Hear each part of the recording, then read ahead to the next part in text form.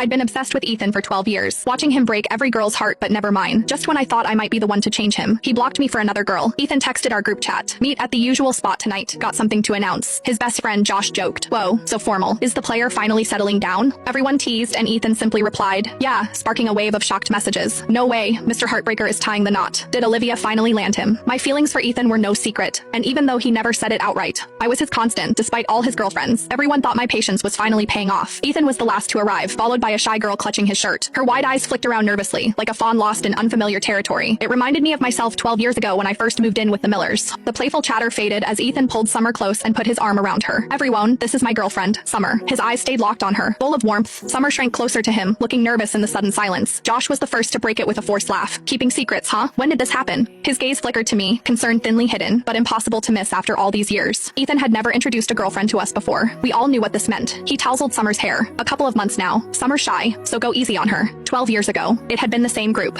The same words, Olivia's shy, so go easy. Back then, I was a small-town girl fresh off the bus, awkward and self-conscious amid their polished world. Ethan had been the one to pull me into their circle. I was 14, and he became my light. Maybe others were closer friends with Ethan, but I'd always been the only girl in the group. The one everyone assumed would be his. To spare me discomfort, their reactions now stayed muted. Summer bit her lip, tears welling up. Ethan, she whispered. Do they not like me? Hearing her say his first name made me cringe. Teenage Ethan used to tease me endlessly, stealing my hair ties and making me call him Big Brother before giving them back, all part of his boyish charm before it faded. Ethan used to dislike girls who acted overly cute. Just as he reached out to comfort Summer, a glass shattered in the corner. It was Ashton, the one person who'd always held a grudge against me. His expression was cold. Ethan, what the hell have you been doing with Olivia all these years? Ethan's face hardened. His eyes swept the room before settling on me. I don't know what you're all assuming, but Olivia has always been like a sister to me. Like a sister. Did he forget last New Year's Eve when Josh brought fireworks and invited him to join? Ethan had just lounged beside me grinning. Nah, I'm staying with my Olivia. Someone teased. Since when is she your Olivia? He'd thrown a clementine at them, laughing. Always has been. She's practically my childhood sweetheart. That was only 6 months ago, but now I was a sister. I pressed a hand to my chest, feeling a dull ache. Nothing as devastating as I'd feared. Instead, it was like finally receiving a rejection letter years after sending in a story I'd poured my heart into. Calm acceptance set in. Oh, okay, I get it. The years of waiting had dulled the excitement and hope. My feelings for Ethan didn't vanish. They simply lay dormant. The outcome no longer held the same power over me. Ashton opened his mouth to say more, but I cut him off. He sneered. Useless. And stormed out. I couldn't stay either. Grabbing my bag, I followed him. Just as I reached the door, Ethan called after me. Olivia, come back. I turned and smiled. It's fine, Ethan. Have fun. I'll check on Ashton. That was the first time I'd willingly called him Ethan. He didn't look happy. His expression tightened. Get back here. This time I ignored him. As I pushed open the door, I heard more glass shatter behind me. The door clicked shut, cutting off the noise. Checking on Ashton was just an excuse. Even though he defended me, I still remembered how he treated me in school, dodging balls at me, cutting my braids, hiding my books, and even putting caterpillars in my desk. I owed him thanks, but not